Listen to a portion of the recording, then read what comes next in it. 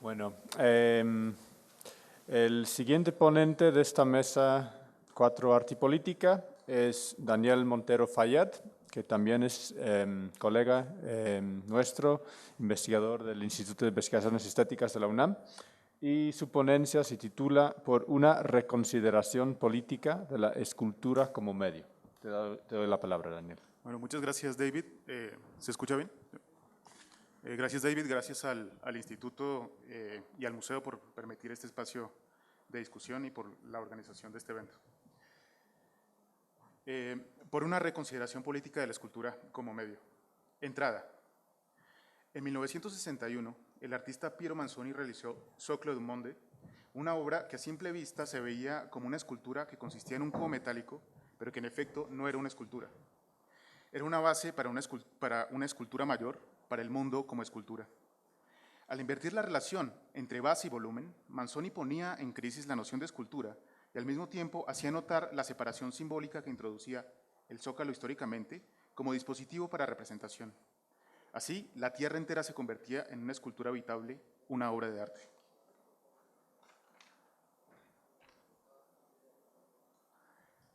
Primero, redefiniendo la escultura. Los años que van de 1991 a 1994, sin duda, fueron muy felices en la vida de Gabriel Orozco. En ese tiempo realizó algunas de sus obras más reconocidas como Naturaleza Recuperada, Turista Maluco, Mis manos son mi corazón, de 1991, Piedra que cede, de 1992, Caja de zapatos vacía, Home Run, y la DS, de 1993.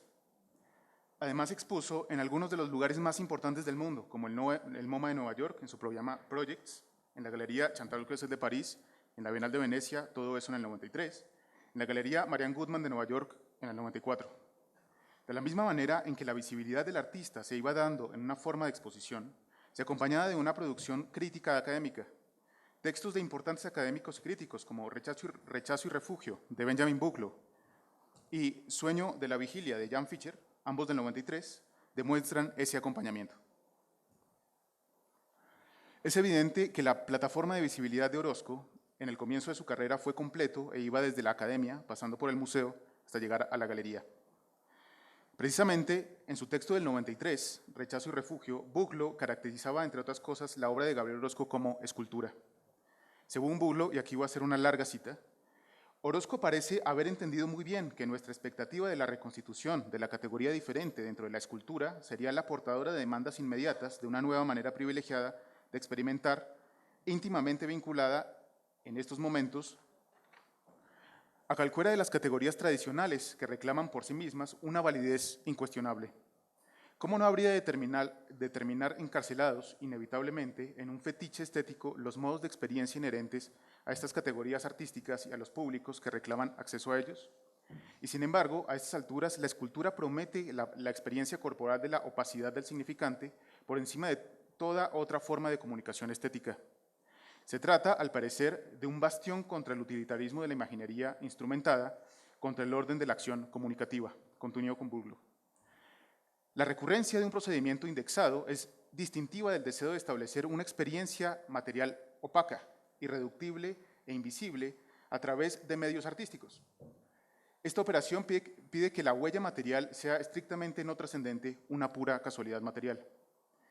El supuesto vínculo con el cuerpo que lo ejecuta parece garantizar la resistencia del cuerpo ante los embates de la metafísica, tanto la de los orígenes como la de la interpretación. Mis manos son mi corazón parecen responder directamente a ese deseo de ficción, ficción reconstituida de una escultura elemental.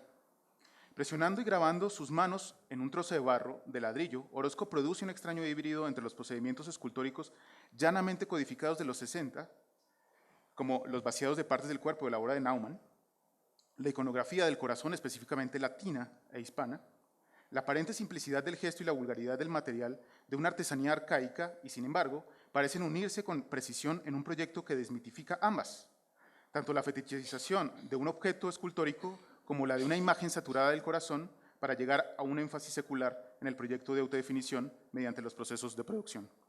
Cierro cita.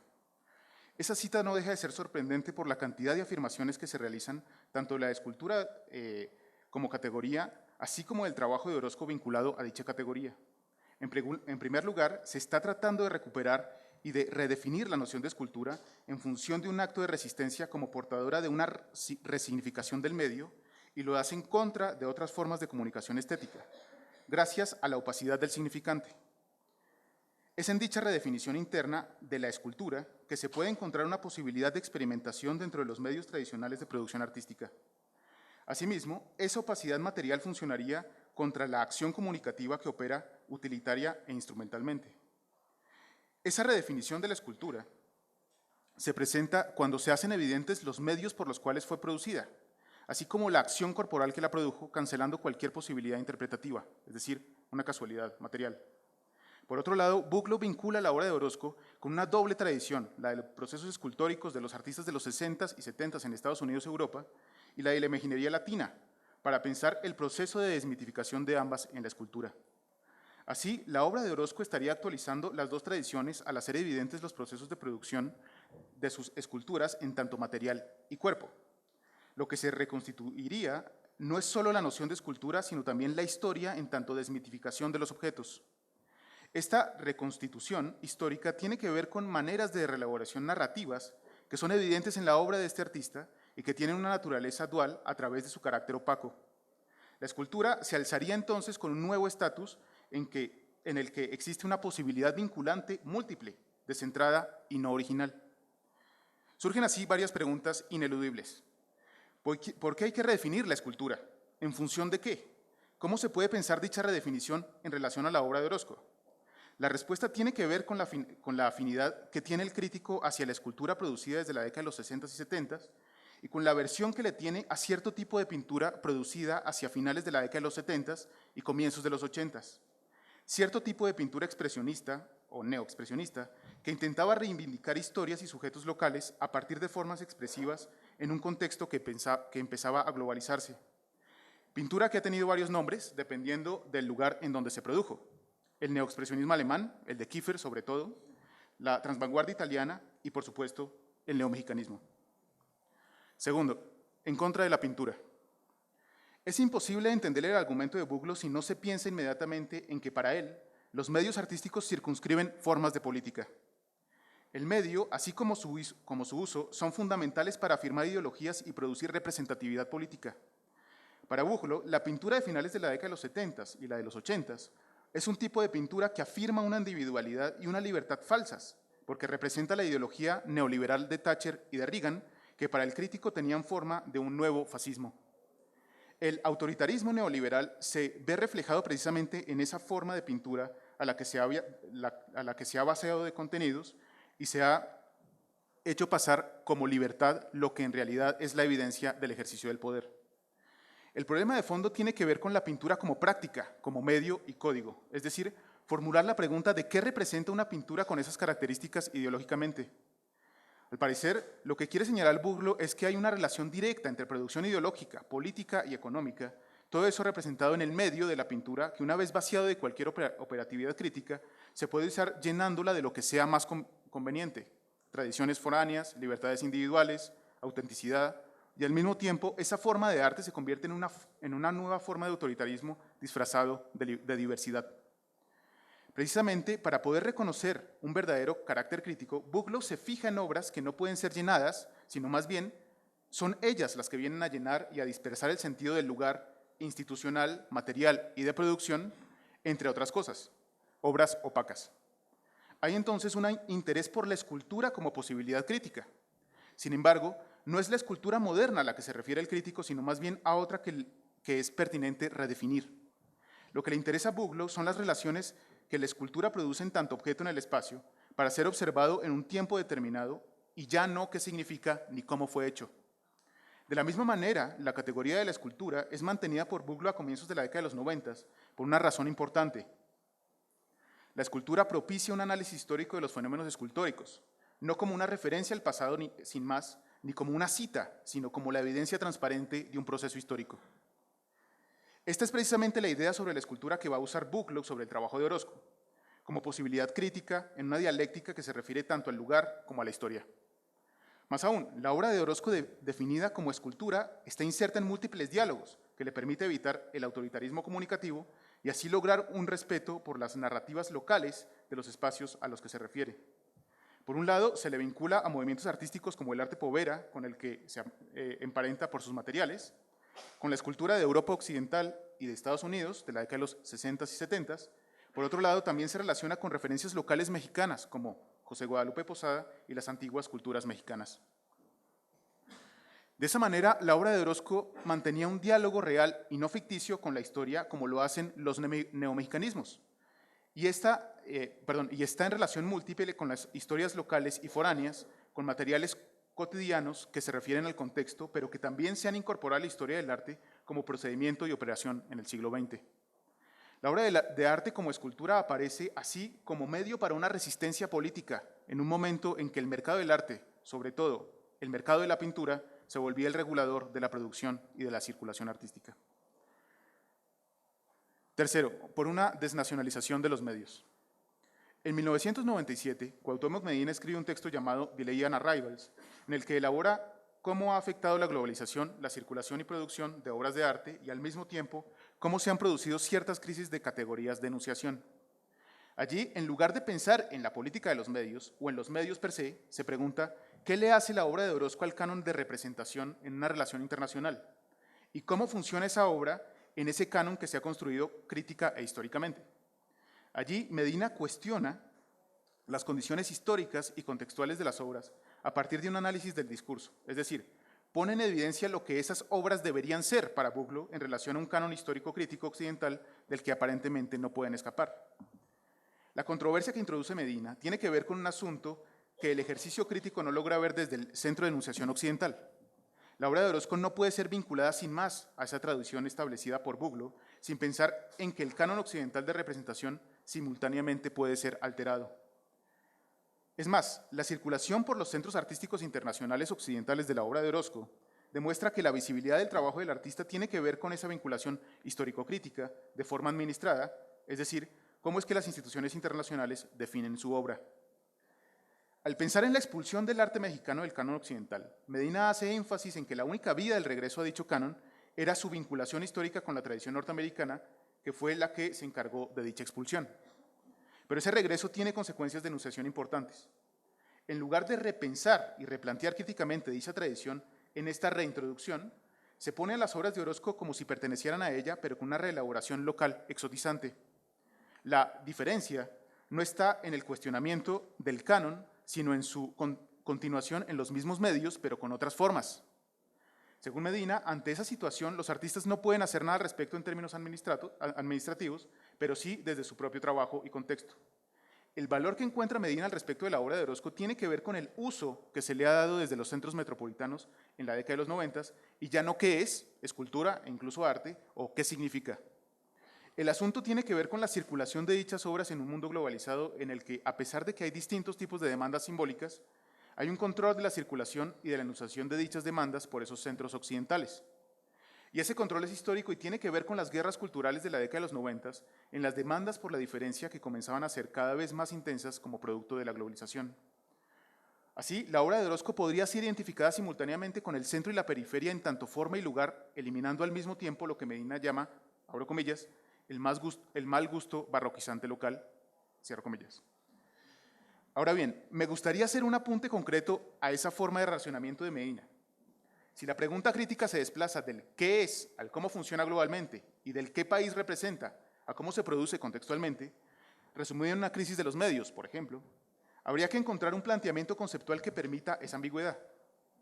El giro que propone Medina se encuentra en otro texto que se refiere curiosamente a la pintura, llamado Postnacional y Postpictórico, texto curatorial para la segunda versión del evento 5 continentes y una ciudad, en 99.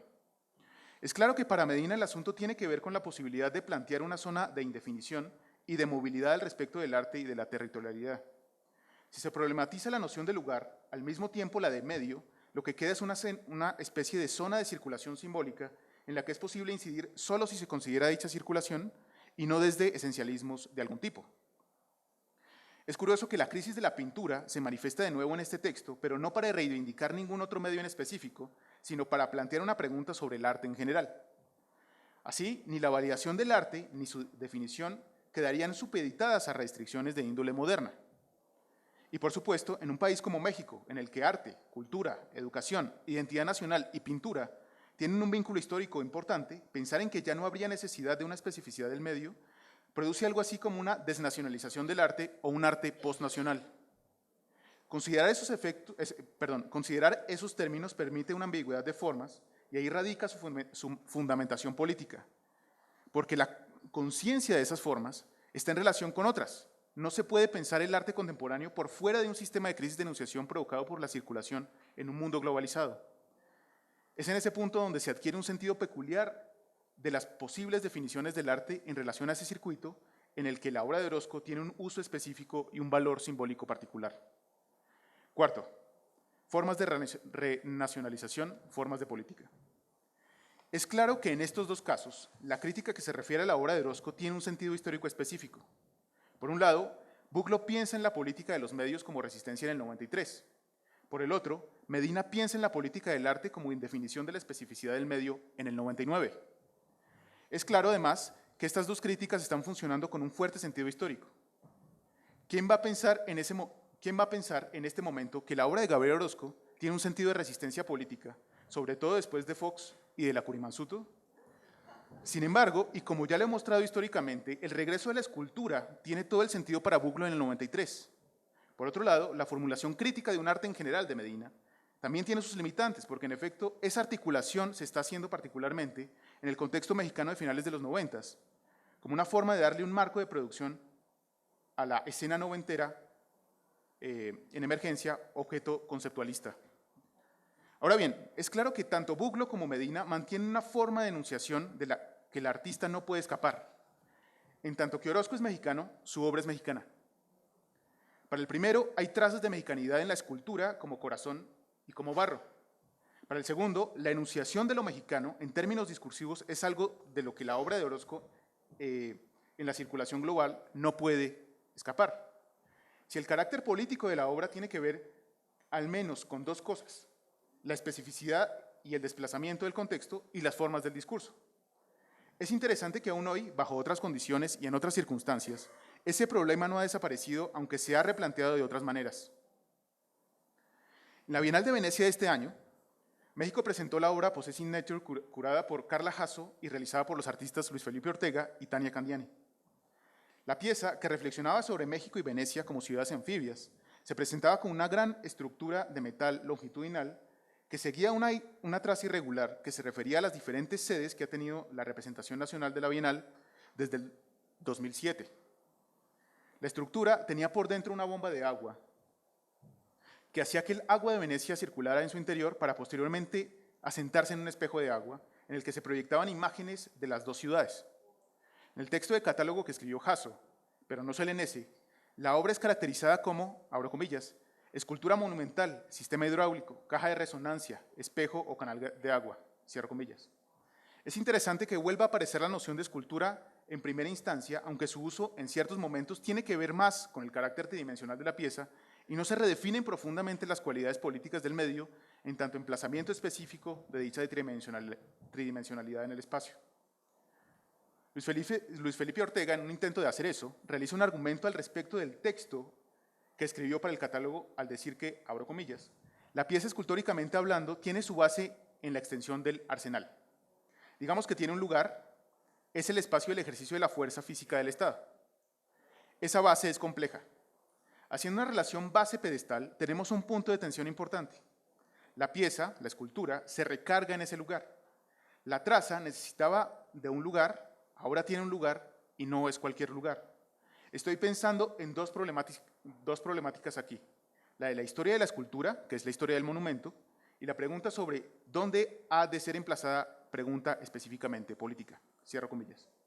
Precisamente es significativo que al mismo tiempo que se formulaba la pregunta por la escultura, surgía la cuestión de cómo hacer una representación nacional en unas circunstancias sociales, políticas y económicas en las que vive actualmente el país. Ahora que México tiene una sede fija para participar en la Bienal hasta el 2020. una sede en lo que fuera una sala de armas. Se combinan de nuevo, pero por otra vía, las consideraciones del medio y de la identidad nacional vinculadas a ciertas formas de política, o también la representatividad del medio en términos identitarios.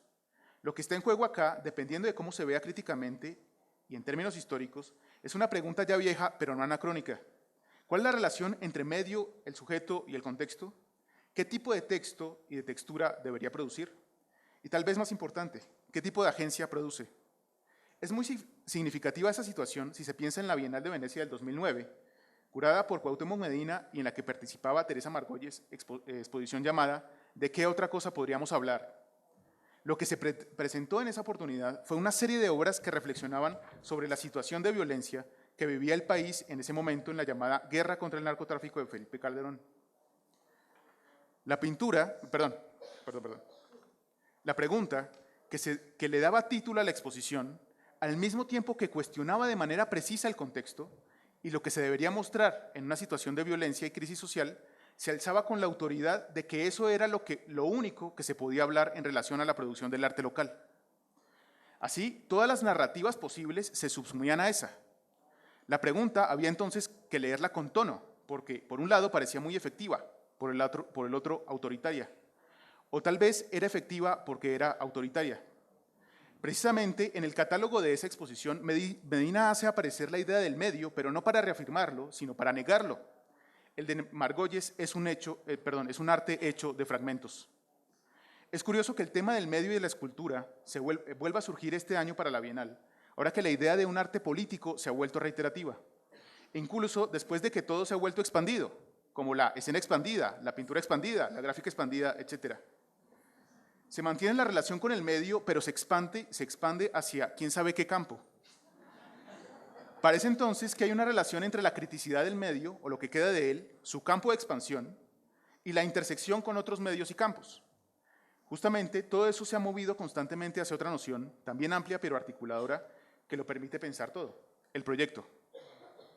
En el texto de Hasso, para la Bienal, ese asunto se puede ver claramente en la medida en que la noción de escultura viene acompañada de muchas otras, que no están subordinadas, sino que giran en torno a un pensamiento proyectivo y al mismo tiempo fundador de lecturas históricas a partir de un archivo.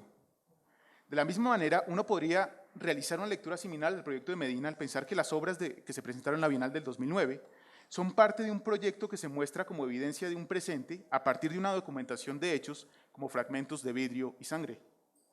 Así, al mismo tiempo que la sangre se lleva a Venecia desde un contexto violento, existe un proceso de desterritorialización y reterritorialización que no puede escapar de la lógica del documento.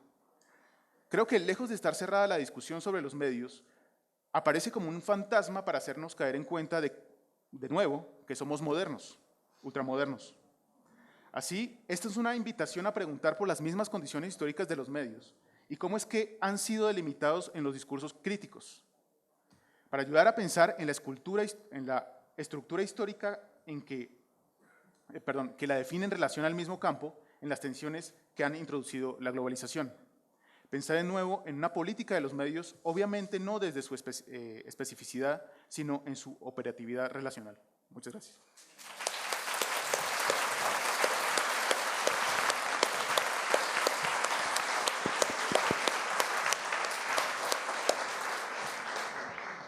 Agradezco a Daniel su ponencia muy lúcida y provocadora. Estoy seguro que va a suscitar mucho debate. María Conta tiene una Sí, pregunta. Daniel, hola. Sí, provocadora, no me gustó tu ponencia, me enoja.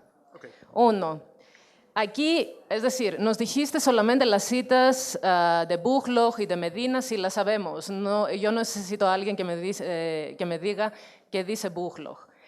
Tenías que revisar la lectura de Hegel de Buchloh y la lectura de Hegel si hay en Medina, número uno. Número dos, estás usando palabras reconsideración, renacionalización, La intensificación del registro de la escultura es la intensificación del cuerpo, no es de nacionalización, de la ideología, etc. Lo que estás haciendo es que estás destruyendo o estás reduciendo el propio registro de la escultura en ideología.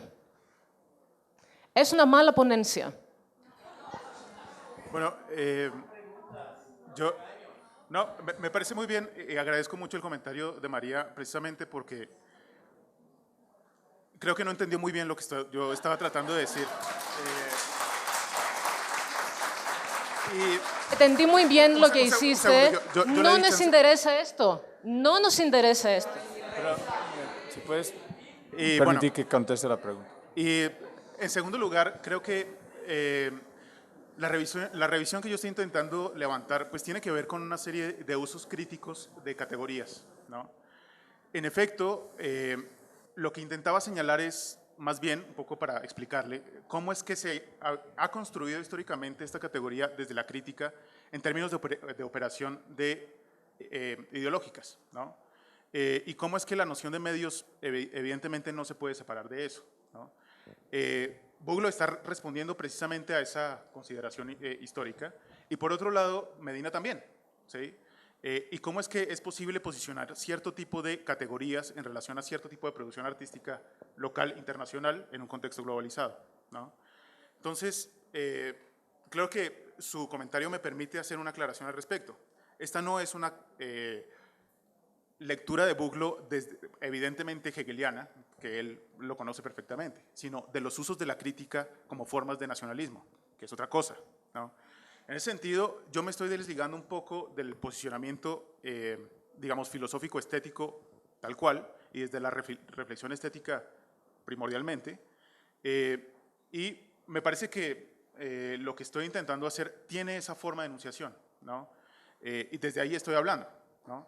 Claramente, me parece muy bien que a usted no le haya gustado. Creo que lo que estoy haciendo no tiene que gustarle a todo el mundo, y eso se agradece, ¿no? De alguna manera, este tipo de cosas se agradecen.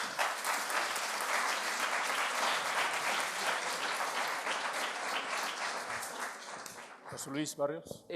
Daniel, felicidades por tu ponencia. Yo no te voy a regañar, más bien te voy a preguntar. Muchas gracias, Jesús. Más bien te voy a preguntar. Sí, emplazado tu argumento, me parece que me gustaría más bien que elaboraras la lógica del sujeto de enunciación de la crítica, que hay un implícito en tu discurso que tiene que ver con geopolíticas de la enunciación, y que me parece que quizás sí nos permitirían profundizar a un nivel mucho más complejo el carácter epistemológico de la crítica como un carácter geopolítico de la crítica. Es decir, ¿desde dónde articula Cuauhtémoc su discurso en términos de aparato crítico, que es un problema geopolítico, y desde dónde Buglo? Y al final del día, ¿por qué se cruzan dos referentes tan complejos como Teresa Margoles para articular un argumento con otro que es el de Entonces, quizá que nos elabores un poco quién es el sujeto de enunciación y a qué está respondiendo en esto. Bueno, es difícil contestar eso, pero lo voy a tratar de caracterizar. Buglo tiene una historia interesante porque es emigrado a Estados Unidos, y eso le permite entender cierto tipo de lógicas locales alemanas, particularmente, ¿no? Por otro lado, Cuauhtémoc es una persona que viaja a Europa, a Inglaterra, ¿no? Y eso le permite enunciar cierto tipo de lógicas locales mexicanas, ¿no? En ese sentido, la lógica de la crítica está completamente desplazada para explicar lógicas locales, ¿no?, en relación a un contexto globalizado. Es decir, se está tratando de enunciar una lógica de producción y de reivindicar otra, ¿no?, tanto local como global, ¿no? Es un poco lo que intento decir. Si es que habría que caracterizar algún tipo de subjetividad de un crítico, podríamos pensar en un crítico globalizado, es decir, en una relación en cómo es que la lógica misma de la crítica ya no se puede entender solamente en términos territorializados. Es decir, lo que está intentando hacer Buglo a su manera, Cuauhtémoc a su manera, ¿no?, es pensar las lógicas locales desde su extranjería. Es un poco lo que yo quiero pensar, ¿no? Pero eso no vuelve entonces el discurso, y aquí termina mi comentario, en realidad no es un problema de desterritorializar el discurso, sino en realidad de entender las lógicas dialécticas de la globalización. Es decir, no caes en un esquema imponderablemente dialéctico en tu argumentación. Yo creo que en la década de los 90 esta forma de dialéctica tenía mucho sentido. Es decir, las formas de enunciación dialéctica en la década de los 90, desde finales de los 80 y durante los 90, no podían separarse tan fácilmente. Es decir, todavía había una forma de enunciar dialécticamente para poder tratar de generar un tipo de desmarcaje, ¿no? Lógicas de centro-periferia en una relación muy dialéctica, pero todavía no muy articulada, etcétera, ¿no? Yo creo que en la década de los 90, desde el arte, no sé desde otro tipo de disciplinas, y estoy hablando desde acá, desde México, ¿no? Parece que todavía no hubiera posibilidad de entender esta articulación local, internacional, global, y cómo está funcionando, ¿no? En el caso de Buglo hay algo que me parece muy significativo, y es intentar pensar en cómo poder salir de una lógica administrada en términos globales que tiene que ver con el mercado del arte, ¿sí? En ese sentido, también se puede pensar en esta polaridad, que es una polaridad histórica. Lo que quiero señalar es que el debate que estoy tratando de introducir es una polaridad histórica que se introdujo en la década de los 90, ¿sí? Pero cuando traigo un poco el ejemplo de Teresa, lo que intento pensar es que esta lógica ya no está funcionando. Evidentemente, Cuauhtémoc ya no le está haciendo funcionar en ese sentido, ¿no? Pero hay algo que críticamente se mantiene, y es esta imposibilidad de salir de la noción de lo nacional como forma de representación en un evento de estas características, como la Bienal, ¿no? Evidentemente, pues en la Bienal de este año, que usted estuvo un poco involucrado, pues también de alguna manera esta pregunta surgía permanentemente, o sea, no se podía escapar de ahí, y las lógicas curatoriales y cómo se dieron estos debates con los artistas estaban un poco enraizadas en esa pregunta, ¿no? Evidentemente, pues la cosa terminó siendo una cosa de afirmación nacional a partir de la Ciudad de México en relación a Venecia, ¿no? Entonces se genera otra vez una polaridad extraña en esta relación de tensión, ¿no? Estoy seguro de que hay mucho más que decir, pero desafortunadamente estamos sobre el tiempo, entonces un aplauso.